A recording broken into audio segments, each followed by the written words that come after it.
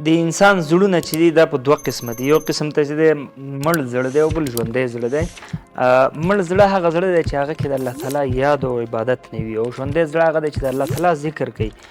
وایي چې کله هم په دغه درې ځایونو کې تا ونه کتل چې هلته د خپل زړه پیدا کړی، یو دا چې د قرآن کریم په تلاوت کې تا خپل زړه پیدا نه که، دویم په هغه محفل کې چې د الله تعالی یاد کېږي هلته دې هم خپل زړه لاسته رانهړه، او دریم په هغه ځای کې چې ته یوازې یې او ناست عبادت کوې او الله یادوي، او هلته دې هم خپل زړه ونه لیده. په دې پوه شه چې ته زړه نه لرې، ستا زړه مړ دی.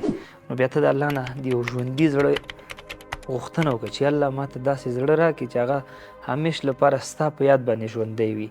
نو که چېرته فکر وکړو دوستانو، اکثره ځایو کې موږ په داسې مجالسو کې کینو چې هغه لهو لعب وي، هیڅ فایده نه وي، نه دنیوي فایده وي، نه زموږ او ستاسو جسم بدن ته فایده وي، نه مو اخروي فایده وي. کوشش داسې وکړي چې داسې محفلونو کې کښېنئ چې هلته د الله تعالی یاد وي، هلته داسې خبرې وي چې هغلته اقلا یو ځای کې خو زموږ فایده وي که نه، چې یا دنیوي یا اخروي، او که دواړه وي خو بهترینه خبر ده.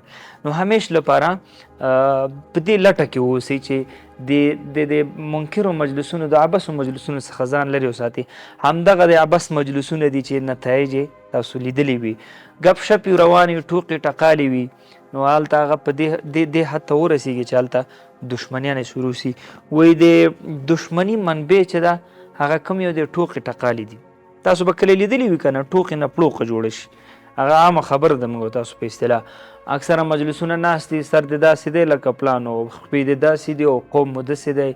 په دغې باندې سره خبره دې حد ته ورسېږي چې سره فزیکي برخود منځته راشي، هغې نه وروسته سره ډېر خواږه دوستان دي چې همغه ځای نه سره جلا شي. نو اکثره کوشش داسې کوشش وکړئ چې د دغسې عبث مجلسو څخه ځانونه وساتئ، او هېڅ کله داسې کوشش مه کوئ چې یو دوست مو صمیمي دوست به مو ډېر مجلس به ناست تاسو د خولې نه به داسې یو خبره هغه ته وځي چې هغه نور په هغه باندې راوخاندي، هغه بیچاره ځان کم احساس وکړي، د کمترۍ احساس وکړي، ایسته یې درنه زړه تور شي، د ډېرو کلونو دوست به دی په معمولي خبره له لاسه ووځي. نو الله مو خوشحاله لره. ښه ورځ درته غواړم. السلام علیکم ورحمت الله. هغه خویندې ورونه چې په خارج کې اوسېږي او له دې کورونو څخه اسلامي مراکز، دیني مراکز، مسجدونه، مدرسې ترې لرې وي، په دې سوچ کې او فکر کې چې زما اولاد د دین څخه لرې پاتې کېږي، خورې او وروره تاسو لپاره قرآن کور اکاډمي موږ جوړه کړې ده. کوی سي په لاندې وټساپ موږ سره رابطه کې شي، انشاءالله تعالی ستا اولاد به له دغه خوږ علم څخه بې برخې نه کېږي.